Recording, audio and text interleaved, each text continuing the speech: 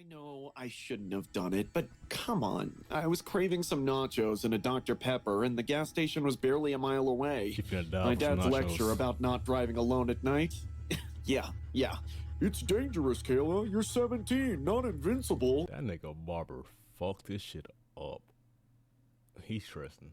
I know your daughter be giving you pain. Blah, blah, blah. I grabbed my keys and snuck out, the thrill of rebellion buzzing through me as I backed out of the driveway. The road was quiet, swallowed in darkness, except for my headlights carving a path through the trees. The gas station was a 5-minute trip, tops. I'd be back before he even rolled over in his bed, or so I thought. The snack run went fine.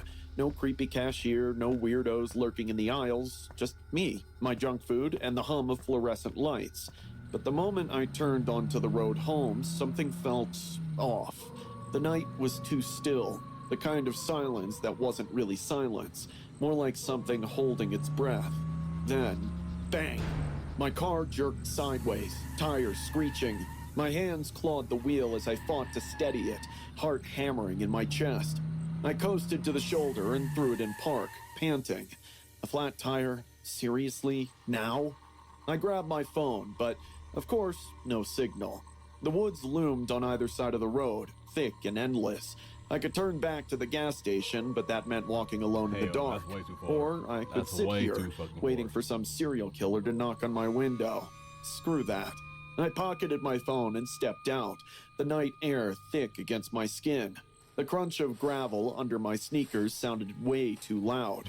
I told myself I'd be fine. It was just a mile or so. I'd jog if I had to. The road. At this point, start getting your cardio in. You guys start getting your cardio in. You in the middle of the woods at dark time. You walking, my nigga? You're walking? Yeah. Road stretched out before me, swallowed by shadows. Each step felt heavier, like the darkness was pressing down on me. The only sound was my own breathing and the occasional rustle from the trees, possibly just a raccoon or a deer. Then I heard it. Footsteps. At first, I thought I was imagining it. And you're looking I back. stopped. So did they. A chill crawled up my spine. I swallowed hard and picked up my pace. The footsteps matched mine. Quicker now. Closer. I spun around. Nothing. Just the empty road and the whispering trees. My heart pounded so loud I could feel it in my skull. You turn around way too much. Nope. I fumbled for my phone, flipping on the flashlight. The beam cut through the darkness, shaking in my trembling hand. And that's when I saw it, half hidden in the... You got crackheads in the middle of the woods like, hey, y'all, we got our shook. yes, up, nigga. You just gotta go. Trees, barely visible, sat a rusty old I hate a truck. Scooby-Doo ass nigga. The driver's doing side mystery door gang shit. hung open, swaying slightly, like someone had just stepped out. My stomach turned into knots. Then, near my car, I saw them, a pair of boots. Someone was crouching behind my car, just watching me. Every instinct screamed, run. I took off, feet slamming against the pavement, lungs burning. The footsteps behind me exploded into a full sprint. They weren't just following me, they were chasing me. I didn't dare look back. The sound of their steps was getting closer, too close. I could hear heavy, uneven breathing, the unmistakable sound of someone trying to catch up. My heart jackhammered. The gas... I'm not gonna lie, I'm gonna get, you survived this, it's plot armor. I'm just gonna say right now, you survived this plot armor. You feel me? This nigga is able to get into the woods before you can even see him, disappear out of nowhere, and you talking about you outrunning this nigga? They're like, it's a crackhead. Crackhead got infinite speed when it wants something. You're not running away from this nigga. You survive, it's plot armor. It just gotta be plot station armor. flickered into view, neon lights buzzing like a beacon. Almost there. My legs screamed, my breath ragged. Like, look at this shit. That nigga did kicking her legs. Something grazed It's my like, jacket. it's like that one thing as a kid when you like let your little brother try to beat you in a race or some shit, and you know you can beat him, but you just like let him win, and you're behind him the whole time. Like, what the fuck is this? Nigga touching your coat. A hand. My scream tore through the night He as I enjoys wrenched seeing myself fear in you. forward, adrenaline drowning out the fire in my muscles. I slammed through the door, gasping for air. The cashier, a tired-looking guy in his 40s, glanced up, startled. You okay? I spun around, chest heaving. The parking lot was empty. No footsteps, no shadowy figure, just the quiet hum of the night pressing in against the glass. My hands were shaking so badly, I nearly dropped my phone. I fumbled to call my dad. This time, I had signal. When the police arrived, they didn't find anyone, but when they checked the woods near my car, they found the truck. Inside, a rope, duct tape, and a hunting knife. The police left, and I finally felt safe enough to crawl into bed, my body still trembling from the night's horrors. But just as I was about to drift off, my phone buzzed. I grabbed it, expecting a text from my dad checking in. Instead, my screen lit up with a single message from an unknown number. So crack kids got IQ like this now? They able to just get your phone number out of the blue? Like that? Like how the fuck was he able to get your phone number, my nigga? Like I cannot think of one scenario where a crackhead can just magically get your phone number out of nowhere. His IQ is on Batman level, my nigga. Like he was by your car. Do you leave a piece of paper in your car with your number on it? Like what the fuck? How the fuck did he get your number? And it pisses me off the more time I think about it. How the fuck was this crackhead able to get this nigga number? You run fast, but next time, I'll be faster. I never drive alone at night again. I should have taken the long way home. I knew that the moment I stepped onto that empty street, my breath fogging in the cold night air, the last bus was long gone. What are y'all doing, bro? Why is y'all niggas just out at nighttime just chilling like this? Like, nigga, just go inside, bro. Like, you got everything not gotta be handled at nighttime. Wait till the morning time. Go inside, my nigga. Like, sometimes I just be thinking y'all niggas stupid and y'all want to run in trouble. I just want the trouble to y'all, like. And my shift at the bar had stretched later than usual. It wasn't the first time I walked home alone, but tonight felt off. The air was like, thick with something I could. Man, niggas be so scared about talking about some niggas chase me at night, bitch. You doing this yourself? Go stay in the fucking house, nigga. I know some people work night shifts. Nigga, call a fucking Uber, nigga. If not, you're not built for the night shift shit, my nigga. If you're not able to survive what's in the night, don't be in the night. You feel me? Like, couldn't name. Something watching. I shook off the paranoia and tugged my jacket closer. It was just the exhaustion talking. The street was quiet, only the hum of a distant car engine breaking the silence. But then, footsteps. Not mine, someone else's. Another I stopped, so did they.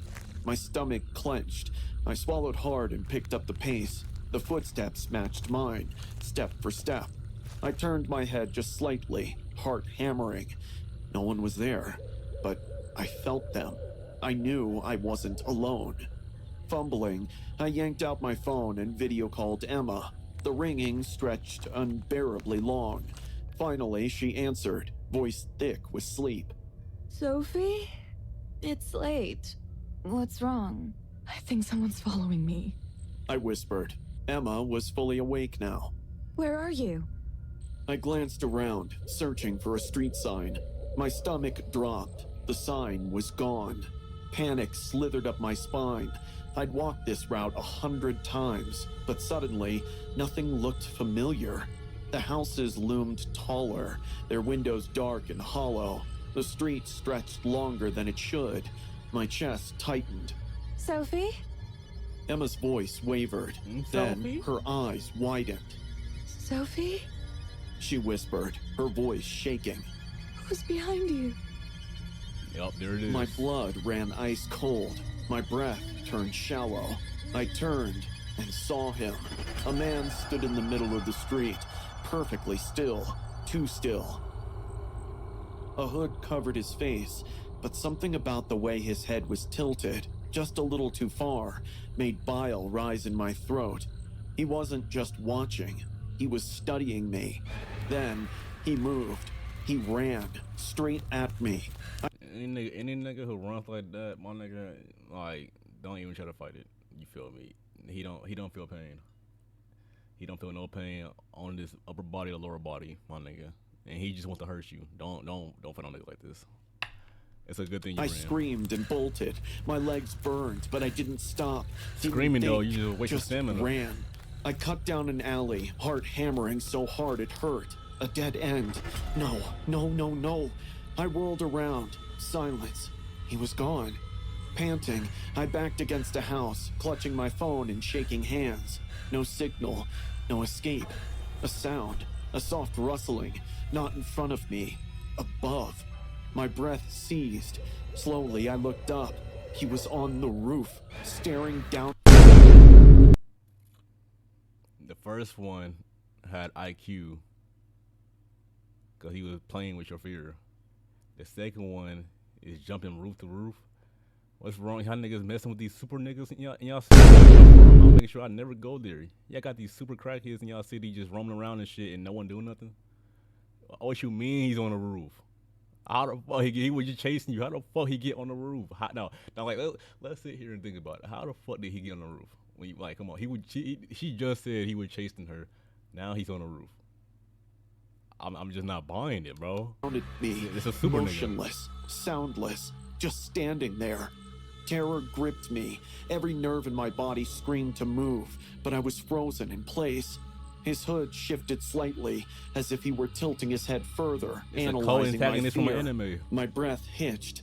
Then he lunged. I barely dodged. My feet stumbled over the pavement as I bolted for the main road. My heart pounded so violently I thought it might burst. My vision blurred with panic, but I couldn't stop. I turned a corner. Wrong turn. Another alley. Another dead end. A low, distorted breath like static on a radio drifted behind me. I spun. My back pressed to the brick wall. The man was there. Closer. The dim glow of a streetlight cast his silhouette. Unnaturally tall. Head still angled unnervingly far to the side. My fingers fumbled, dialing 911. No service. Why was there no service? You were just on the phone with your friend. A single step forward from him, then another. I gripped my phone like a lifeline, hand shaking so violently I almost dropped it. My legs were bricks. I couldn't run again. He was too close. A voice, deep, distorted, a whisper that slithered into my ears. You shouldn't have taken the shortcut. My heart nearly stopped. My stomach twisted violently. He spoke. A car, headlights cut through the darkness. I turned my head, my voice catching in my throat. Without hesitation, I threw myself into the road, waving frantically. So what is it? Do y'all niggas got bad luck or good luck? She ran into an alley 2 times. The nigga he cut her off 2 times, didn't kill her. She survived, but she ran to an alley, dead end 2 times.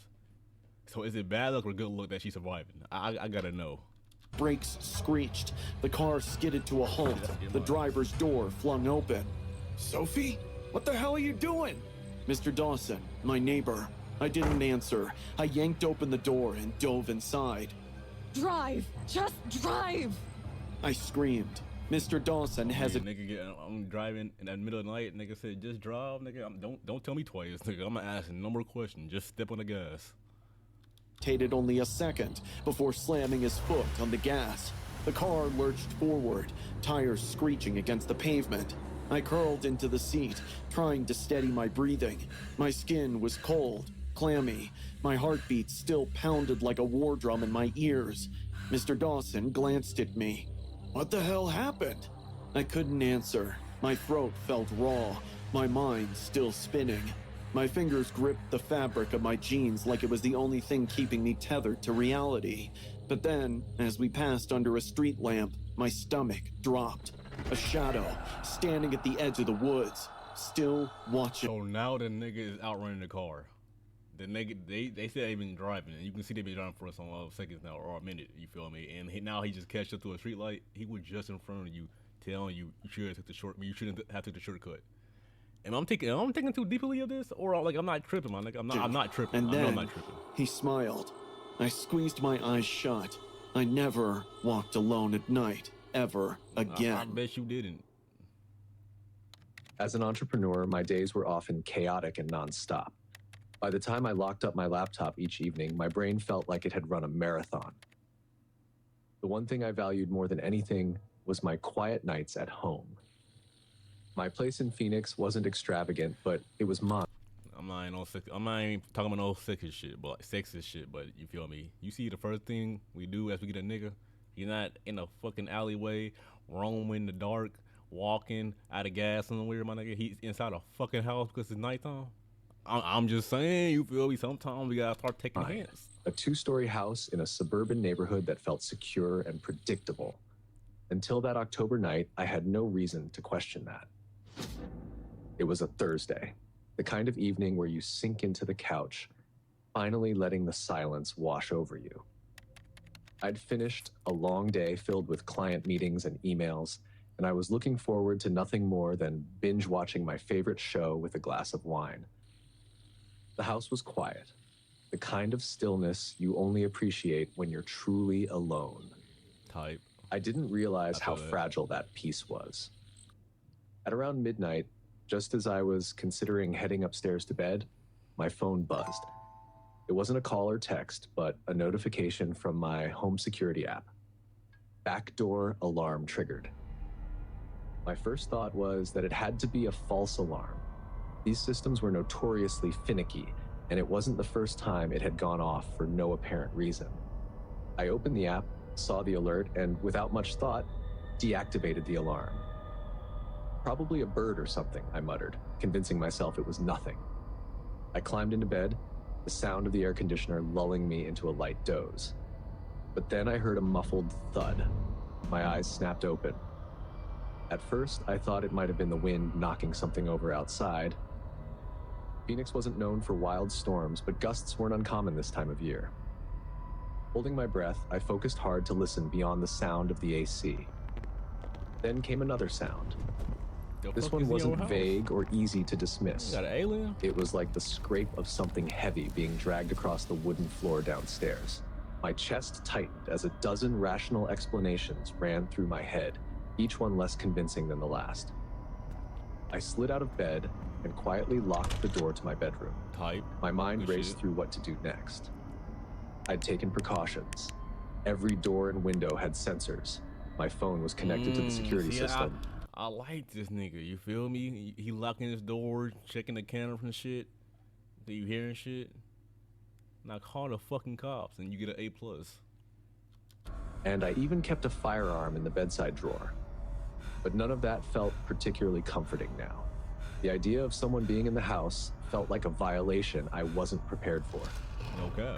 Another noise, this time sharper, like a chair being knocked over. You're thinking too much. I grabbed my phone There and we dialed go. 911. I whispered my address to the dispatcher and explained what I'd heard. Now I'm gonna let this slide because he just woke up and he's confused. It's probably the first time he ever heard this shit, so he ain't know what to do. You feel me? Well, he did all the stuff. He called, he looked at the security, locked his door, then called 911. He got an A+ in my book. Okay. They assured me officers were on their way. I added, please tell them not to use lights or sirens. If someone's inside, they'll hear it. The dispatcher's calm tone was both reassuring and surreal. Smart. She stayed on the line as I retrieved the gun from the drawer and positioned myself. This not a horror story. This a real nigga that finna pop. Ain't no fucking. He got a gun too. That shit better be loaded. If this nigga comes in here and your gun's not loaded, you going to a D. You going to a D. I'm telling you right now. In the furthest corner of the room, the phone balanced on my knee. Every second felt like an hour. The creaks and groans of the house had taken on a sinister edge, as if the walls themselves were conspiring against me. I heard faint footsteps on the stairs. My grip on the gun tightened as adrenaline surged through my veins. Whoever it was wasn't rushing. They were taking their time. I could barely breathe as I listened, my mind conjuring images of who could be on the other side of Nigga finna walk in the room. Hey, John, I'm here. Pow. Nigga shot his dad. The door. Was it one person? More? Suddenly the footsteps stopped. Silence. The kind of silence that's louder than any noise. Then a quiet knock on the bedroom door. Not forceful, just a soft knock. My hand trembled as I aimed the gun at the door, willing myself not to panic. The dispatcher's voice was still in my ear, steady and grounding. Officers are almost there, she said. A minute later, I heard movement outside. The sound of car doors opening and closing, followed by muffled voices. Nigga just said don't put the police were here. Relief flooded me.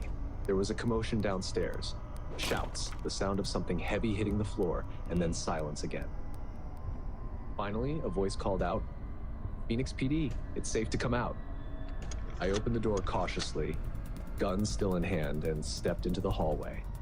An officer met me at the top of the stairs, his expression serious but calm. "We've got them," he said. "2 men. They were downstairs when we came in." My knees nearly buckled as I followed him to the living room. 2 men sat handcuffed on the floor, their faces grim. One of the officers explained that they'd entered through the back door, which they'd managed to unlock somehow. "They said they thought no one was home because there wasn't a car in the driveway," the officer added. Then it hit me. I'd lent my car to my brother earlier that week while his was in the shop.